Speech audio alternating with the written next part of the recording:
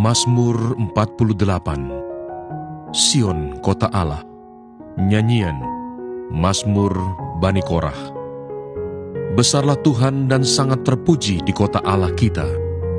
Gunungnya yang kudus, yang menjulang permai, adalah kegirangan bagi seluruh bumi. Gunung Sion itu jauh di sebelah utara, kota Raja besar.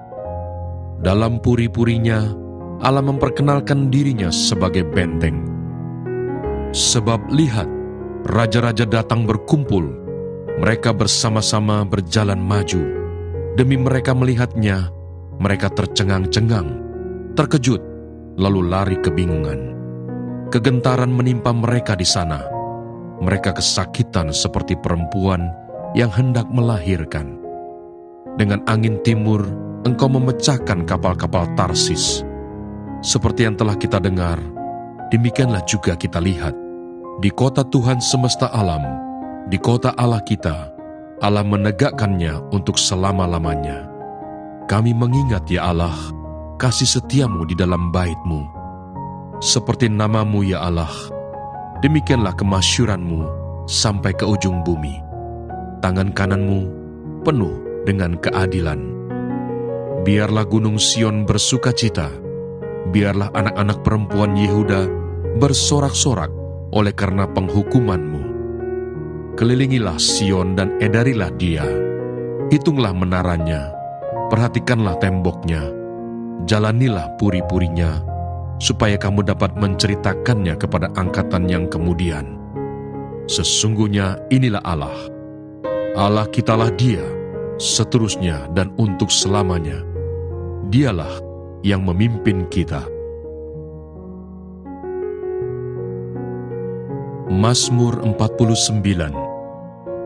Kebahagiaan yang sia-sia untuk pemimpin biduan dari Bani Korah. Mazmur. Dengarlah hai bangsa-bangsa sekalian, pasanglah telinga hai semua penduduk dunia, baik yang hina maupun yang mulia, baik yang kaya maupun yang miskin bersama-sama. Mulutku akan mengucapkan hikmat, dan yang direnungkan hatiku ialah pengertian. Aku akan menyendengkan telingaku kepada Amsal, akan mengutarakan peribahasaku dengan bermain kecapi. Mengapa aku takut pada hari-hari celaka, pada waktu aku dikepung oleh kejahatan pengejar-pengejarku? Kata Lucifer itu dalam bahasa Inggris Alkitab King James. Apa saudara? King apa saudara? King James. Tertulis kata Lucifer. Dan dalam bahasa aslinya disebut hail, artinya pantulannya. Apa saudara? Artinya apa? Artinya apa? Pantulannya. Dan secara astronomi disebut namanya planet Venus. Bukannya saya berkata Lucifer ada di planet Venus, kurang kerjaan. Tapi untuk menggambarkan suatu bintang yang bercahaya melebihi bintang-bintang yang lain. Dan di dalam terjemahan bahasa Indonesia baru tertulis kata bintang timur putra fajar. Jelas saudara? Jelas? Jelas? Jadi kata Lucifer itu dalam versi King James. Terjemahan King James bahasa Inggris. Nah kebetulan saya bahasa Inggris tidak bisa, taunya hanya satu, I love you. Nah saudara, jadi kata Lucifer itu dalam terjemahan bahasa Inggris versi apa saudara? King James. Nah bintang timur putra fajar. Sebelum Allah menciptakan manusia, yang paling awal Tuhan menciptakan malaikat. Malaikat yang diciptakan Tuhan itu berlaksa-laksa, beribu-ribu laksa, berpuluh-puluh ribu laksa, berlaksa-laksa. Kalau mau tahu jumlahnya tanya Tuhan sendiri. Bayangin berlaksa, satu laksa itu 10.000. Berlaksa-laksa, beribu-ribu laksa, berpuluh-puluh ribu laksa, berlaksa-laksa. Itu bisa miliar sampai triliun. Nah, saudara, di situ pula diciptakan malaikat yang terkuat. Yes. Yang pertama bernama Mikael. Mikael. Siapa saudara? Panglima bala tentara Tuhan, jenderalnya Tuhan. Apa saudara? Apa saudara? Jenderalnya apa? Mikael. Kedua, diciptakan malaikat terkuat kedua yang bernama Gabriel. Siapa saudara? Penghulu para malaikat. Dan yang ketiga, diciptakan malaikat yang lebih hebat, lebih dahsyat, melebihi malaikat-malaikat yang lain. Malaikat ketiga diciptakan dengan pantulan Tuhan sendiri yang bernama Lucifer. Nah, saudara, Lucifer ini adalah malaikat yang disayang Tuhan, membawai sepertiga malaikat. Berapa saudara? Dan Lucifer ini adalah pemimpin pujian, penyembahan kepada Allah. Dan Lucifer ini dekat dengan tahta Tuhan. Dan Lucifer ini tahu banyak rahasia tentang Tuhan. Karena Lucifer dekat dengan Tuhan. Kalau kita dekat dengan Tuhan, secara otomatis kita tahu kehendak dan rencana Tuhan. Betul? Karena tahu banyak rahasia tentang Tuhan, tahu tentang Tuhan, Lucifer ingin menjadi Tuhan. Perlu saudara tahu, seorang pencipta pasti tahu kelemahan ciptaannya. Seorang guru tidak akan memberikan muridnya 100%, maksimal 75%. Jaga-jaga, murid murtad sikat pakai ilmu pamungkas. Betul? Nah, Lucifer karena tahu banyak rahasia tentang Tuhan, Lucifer ingin menjadi Tuhan. Lucifer merencanakan, ini semua merencanakan. Apa saudara? Apa saudara? Merencanakan dan punya keinginannya sendiri, melawan, memberontak kepada Allah. Dan ikut dalam pemberontakan Lucifer adalah sepertiga malaikat. Terjadilah pertempuran di surga. Sebelum di bumi main keroyokan, di surga sudah keroyokan. Jelas?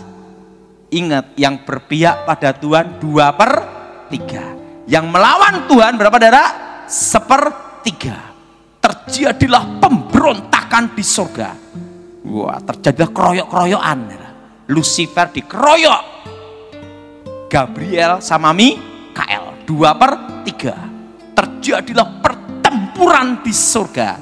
Tuhan Maha Kuasa. Lucifer kalah, dibuang ke bumi.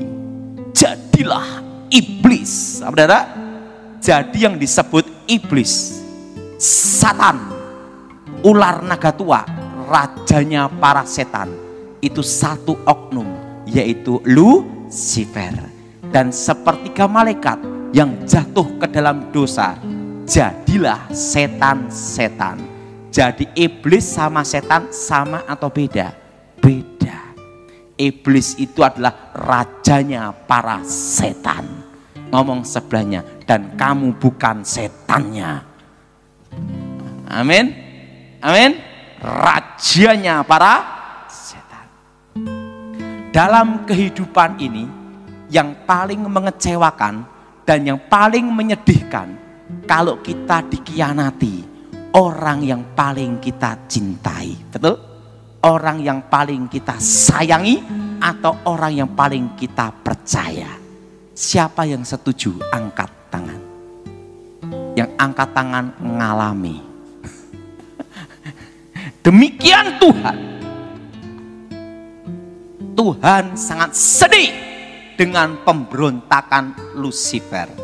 Tuhan sangat kecewa dengan pemberontakan Lucifer. Tapi Tuhan perlu teman untuk bicara, teman untuk ngobrol. Saudara, kita menikah, yang kita harapkan pasangan kita itu saling memahami, saling mengerti, dan bisa diajak bicara. Betul? Betul? Laki-laki nikah sama perempuan secantik apapun.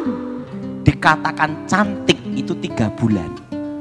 Setelah itu yang penting bisa diajak ngomong, diajak bicara, saling mengerti dan saling memahami. Betul? Suka dan duka. Siapa yang setuju? Angkat tangan. Nah, saudara, cantik cerewet, suaminya stroke. Betul? Betul? Betul? Orang nikah itu penting apa? Bisa diajak bicara dan mengerti. Saya bersyukur sama Tuhan, saya punya istri yang baik, walaupun tidak bisa masak. Bayangin, saya itu dari menikah sampai sekarang kira-kira 15 tahun, kalau di rumah hanya makan telur. Nah, tetapi istri saya bisa diajak bicara, ngomong gitu. Nah, dalam pernikahan itu penting itu, betul? Bisa diajak ngomong, diajak bicara. Apalagi kalau sudah umur 60-70, jadi teman, betul? Betul? Betul? Nah, saudara, Tuhan sangat kecewa, Tuhan sangat sedih dengan pemberontakan Lucifer. Tapi Tuhan perlu teman untuk bicara. Karena Lucifer diciptakan lebih mulia, melebihi malaikat-malaikat yang lain. Untuk menggantikan posisi Lucifer, harus diciptakan yang lebih mulia. Diciptakanlah manusia segambar serupa dengan Tuhan. Ngomong sama sebelahnya, kamu bukan monyet. Ingat, segambar apa saudara? Serupa. Ingat, Lucifer sama manusia ada bedanya enggak? Beda. Lucifer di bawah 1 tingkat manusia. Ingat saudara, beda. Lucifer di bawah apa? 1 tingkat. Kenapa di bawah 1 tingkat? Ingat, Lucifer pantulannya. Ini apa? Segambar serupa. Beda, betul? Pantulan sama segambar serupa itu beda. Segambar serupa dengan Tuhan. Maka Alkitab berkata, nanti di surga malaikat-malaikat melayani orang-orang percaya. Betul? Karena apa? Itu segambar serupa. Ciptaan yang paling mulia. Adam dan Hawa. Dan Tuhan berfirman, beranak cuculah, kuasai bumi. Pada hari yang ke-6. Buah-buahan, masih biji-biji ini boleh engkau makan, kecuali buah pengetahuan baik dan yang jahat. Nah, Lucifer marah. Seorang direktur dipecat, diganti direktur yang baru. Pasti jengkel, marah sama yang ganti. Betul? Betul? Yang ganti siapa? Manusia. Itulah disebut awal peperangan antara manusia dengan setan. Kenapa? Karena posisinya diganti. Makanya setan itu selalu goda manusia, tidak goda kebo. Ngomong sebelahnya, kamu bukan kebo. Jelas? Jelas? Ya, kan tidak ada setan goda kebo. Tidak ada. Selalu goda manu. Karena apa? Karena posisinya diganti. Lucifer marah, dia pakai ular. Seorang penipu pasti lebih pandai 1 tingkat dengan yang ditipu. Buktinya bisa ketipu, betul? Betul? Lucifer pakai ular. Kalau engkau makan buah itu, engkau jadi seperti Allah, tahu yang baik, tahu yang jahat. Hawa menemui Adam. Kalau engkau makan buah itu, kau tahu yang baik, tahu yang jahat. Adam dan Hawa jatuh ke dalam dosa. Dosa yang sama dengan cara berbeda, ingin menjadi Allah. Yang jadi pertanyaan, kenapa manusia diampuni, setan tidak? Betul? Karena yang protes ini manusia. Tuhan kan adil. Karena waktu saya seminar, yang tanya manusia. Tuhan Tuhan itu kan adil. Kenapa manusia diampuni, setan tidak? Betul? Untuk percaya Yesus, setan juga percaya. Menyembah Yesus, setan juga menyembah. Tapi setan tidak diampuni. Kan tidak ada tertulis, setan rame-rame bertobat, tidak ada. Ingat, Lucifer melawan Tuhan, mengkudeta Tuhan, merencanakan pemberontakan dari dirinya sendiri.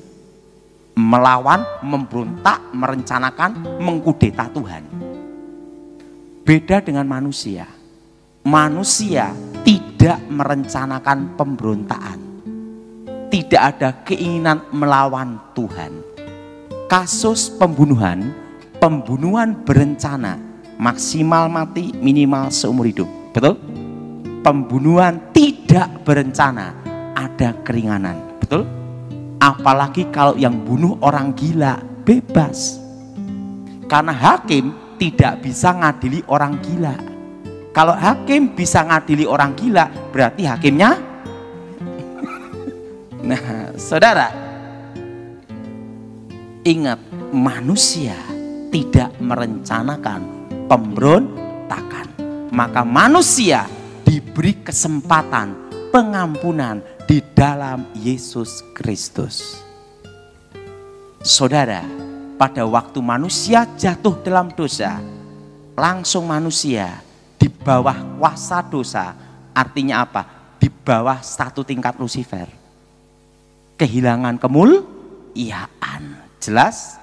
Nah, Yesus datang ke dalam dunia untuk memulihkan hubungan Allah dan manusia.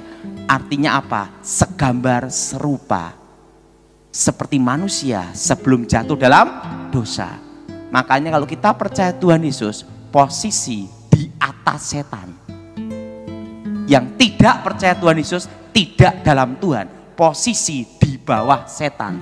Dikuasai dosa, kuasa kegelapan.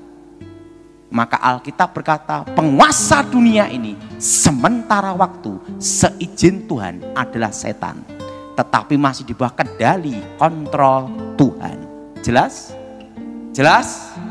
Jelas? Yesus datang untuk menebus manusia dari dosa dan memulihkan keadaan. Segambar, serupa. Amin? Amin? Makanya posisi kita orang percaya itu di atas setan. Tidak bisa disantet, tidak bisa diguna-gunai. Kok ada orang Kristen kenapa? Itu Kristen tomat, habis tobat besok kumat. Belum dalam Tuhan. Kalau kita dalam Tuhan, posisi di atas setan.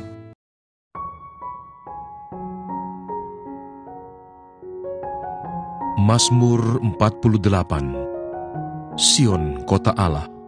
Nyanyian Mazmur Bani Korah. Besarlah Tuhan dan sangat terpuji di kota Allah kita. Gunungnya yang kudus, yang menjulang permai, adalah kegirangan bagi seluruh bumi. Gunung Sion itu jauh di sebelah utara, kota Raja besar. Dalam puri-purinya, Allah memperkenalkan dirinya sebagai benteng. Sebab lihat, raja-raja datang berkumpul. Mereka bersama-sama berjalan maju. Demi mereka melihatnya, mereka tercengang-cengang, terkejut, lalu lari kebingungan. Kegentaran menimpa mereka di sana. Mereka kesakitan seperti perempuan yang hendak melahirkan. Dengan angin timur, engkau memecahkan kapal-kapal Tarsis. Seperti yang telah kita dengar, demikianlah juga kita lihat. Di kota Tuhan semesta alam, di kota Allah kita, Allah menegakkannya untuk selama-lamanya. Kami mengingat ya Allah, kasih setiamu di dalam bait-Mu. Seperti nama-Mu ya Allah, demikianlah kemasyuran-Mu sampai ke ujung bumi. Tangan kanan-Mu penuh dengan keadilan. Biarlah gunung Sion bersukacita, biarlah anak-anak perempuan Yehuda bersorak-sorak oleh karena penghukuman-Mu. Kelilingilah Sion dan edarilah dia. Hitunglah menaranya, perhatikanlah temboknya, jalanilah puri-purinya, supaya kamu dapat menceritakannya kepada angkatan yang kemudian. Sesungguhnya inilah Allah. Allah kitalah Dia, seterusnya dan untuk selamanya. Dialah yang memimpin kita. Mazmur 49. Kebahagiaan yang sia-sia. Untuk pemimpin biduan dari Bani Korah. Mazmur. Dengarlah hai bangsa-bangsa sekalian, pasanglah telinga hai semua penduduk dunia, baik yang hina maupun yang mulia, baik yang kaya maupun yang miskin bersama-sama. Mulutku akan mengucapkan hikmat, dan yang direnungkan hatiku ialah pengertian. Aku akan menyendengkan telingaku kepada amsal, akan mengutarakan peribahasaku dengan bermain kecapi. Mengapa aku takut pada hari-hari celaka, pada waktu aku dikepung oleh kejahatan pengejar-pengejarku, mereka yang percaya akan harta bendanya, dan memegahkan diri dengan banyaknya kekayaan mereka. Tidak seorang pun dapat membebaskan dirinya, atau memberikan tebusan kepada Allah ganti nyawanya, karena terlalu mahal harga pembebasan nyawanya, dan tidak memadai untuk selama-lamanya, supaya ia tetap hidup untuk seterusnya, dan tidak melihat lubang kubur. Sungguh akan dilihatnya orang-orang yang mempunyai hikmat mati, orang-orang bodoh dan dungu pun binasa bersama-sama, dan meninggalkan harta benda mereka untuk orang lain. Kubur mereka ialah rumah mereka untuk selama-lamanya, tempat kediaman mereka turun-temurun. Mereka menganggap ladang-ladang milik mereka. Tetapi dengan segala kegemilangannya, manusia tidak dapat bertahan. Ia boleh disamakan dengan hewan yang dibinasakan. Inilah jalannya orang-orang yang percaya kepada dirinya sendiri. Ajal orang-orang yang gemar akan perkataannya sendiri. Seperti domba, mereka meluncur ke dalam dunia orang mati, dikembalakan oleh maut. Mereka turun langsung ke kubur, perawakan mereka hancur. Dunia orang mati menjadi tempat kediaman mereka. Tetapi Allah akan membebaskan nyawaku dari cengkraman dunia orang mati, sebab Ia akan menarik aku. Janganlah takut apabila seseorang menjadi kaya, apabila kemuliaan keluarganya bertambah, sebab pada waktu matinya, semuanya itu tidak akan dibawanya serta. Kemuliaannya tidak akan turun mengikuti dia. Sekalipun ia menganggap dirinya berbahagia pada masa hidupnya, sekalipun orang menyanjungnya karena ia berbuat baik terhadap dirinya sendiri, namun ia akan sampai kepada angkatan nenek moyangnya yang tidak akan melihat terang untuk seterusnya. Manusia yang dengan segala kegemilangannya tidak mempunyai pengertian, boleh disamakan dengan hewan yang dibinasakan. Mazmur 50. Mazmur 51. Pengakuan dosa. Untuk pemimpin biduan, Mazmur dari Daud, ketika Nabi Nathan datang kepadanya setelah ia menghampiri Batsyeba. Kasihanilah aku ya Allah, menurut kasih setiamu. Hapuskanlah pelanggaranku menurut rahmat-Mu yang besar.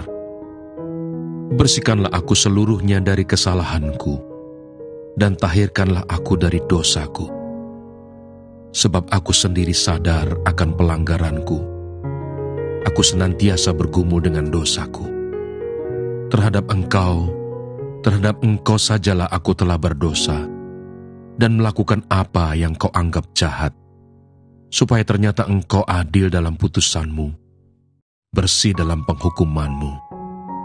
Sesungguhnya, dalam kesalahan aku diperanakkan, dalam dosa aku dikandung ibuku. Sesungguhnya, Engkau berkenan akan kebenaran dalam batin, dan dengan diam-diam Engkau memberitahukan hikmat kepadaku. Bersihkanlah aku daripada dosaku dengan hisop, maka aku menjadi tahir. Basuhlah aku, maka aku menjadi lebih putih dari salju. Biarlah aku mendengar kegirangan dan sukacita. Biarlah tulang yang kau remukkan bersorak-sorak kembali. Sembunyikanlah wajahmu terhadap dosaku. Hapuskanlah segala kesalahanku. Jadikanlah hatiku tahir, ya Allah, dan perbaharuilah batinku dengan roh yang teguh. Janganlah membuang aku dari hadapan-Mu, dan janganlah mengambil roh-Mu yang kudus daripadaku. Bangkitkanlah kembali padaku kegirangan karena selamat yang daripadamu, dan lengkapilah aku dengan roh yang rela. Maka aku akan mengajarkan jalan-Mu kepada orang-orang yang melakukan pelanggaran, supaya orang-orang berdosa berbalik kepadamu. Lepaskanlah aku dari hutang darah, ya Allah, Allah keselamatanku. Maka lidahku akan bersorak-sorai memberitakan keadilan-Mu. Ya Tuhan, bukalah bibirku, supaya mulutku memberitakan puji-pujian kepadamu. Sebab Engkau tidak berkenan kepada korban sembelihan. Sekiranya ku persembahkan korban bakaran, Engkau tidak menyukainya. Korban sembelihan kepada Allah ialah jiwa yang hancur. Hati yang patah dan remuk tidak akan kau pandang hina, ya Allah. Lakukanlah kebaikan kepada Sion menurut kerelaan.